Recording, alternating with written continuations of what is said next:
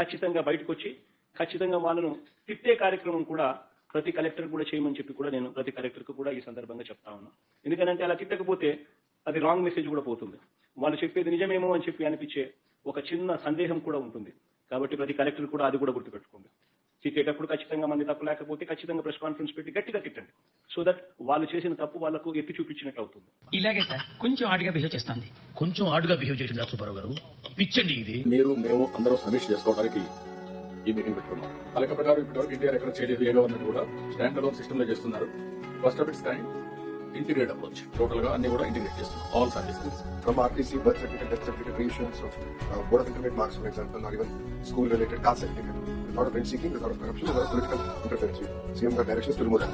ఒకప్పుడు land grabbing చూసాం, పొలాల్లో కొద్దిగా గట్లు కబ్జా చేసి చూసాం. ఇప్పుడు ఏకంగా పోర్టులు, షెడ్లు, ఫ్యాక్టరీలు ఇవి కూడా కబ్జా చేసే పరిస్థితి వచ్చారు బెదిరించి.